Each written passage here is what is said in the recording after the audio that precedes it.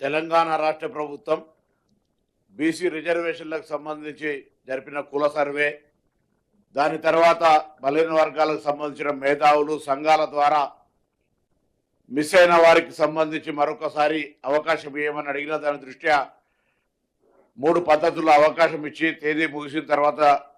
ఈరోజు మళ్ళీ క్యాబినెట్లో ఇందుకు సంబంధించిన అంశం మీద చర్చ చేసి రాబోయే శాసనసభ సమావేశాల్లో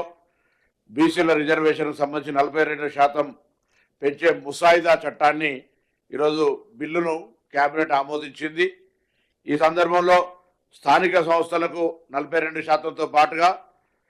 విద్యా సంస్థలు ప్రభుత్వ ఉద్యోగుల్లో కూడా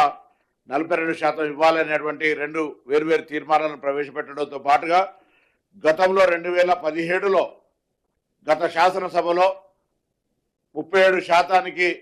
చేసిన తీర్మానాన్ని తిరిగి వాపస్, ఎందుకంటే ఒక బిల్ వాపస్ అక్కడ ఉండగా చేయడానికి వీల్లేదు కాబట్టి ఆ బిల్ వాపస్ తీసుకున్న దానికి సంబంధించి కూడా ఆ రిజర్వేషన్ పాత బిల్లును వెనక్కి తీసుకోవాలనేటువంటి నిర్ణయాన్ని కూడా ఈరోజు క్యాబినెట్ తీసుకుంది. దీనివల్ల బలహీన వర్గాలకు సంబంధించి ప్రభుత్వం చెప్పిన విధంగా కమిట్మెంట్గా ముందుకు పోయేటువంటి మార్గాన్ని ఈరోజు క్యాబినెట్ తిరిగి ఆమోదించడం ద్వారా గతంలో 4వ తారీఖు ఫిబ్రవరి 2024 నాడు ఆమోదించి 4వ తారీఖు ఫిబ్రవరి 2025 నాడు ఏ విధంగానైతే అసెంబ్లీలో నివేదిక పెట్టినామో నిర్ణయం నుంచి నివేదిక దాకా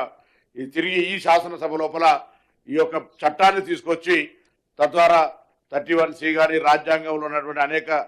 ప్రొవిజన్స్ ప్రకారంగా ఇది అమలు చేయడానికి తెలంగాణ రాష్ట్ర ప్రభుత్వం చిత్తశుద్ధితో ప్రయత్నం చేస్తుంది. ఇందుకు సంబంధించి అందరూ కూడా సహకరించాలని ఈ సందర్భంగా విజ్ఞప్తి చేస్తా ఉన్నాం.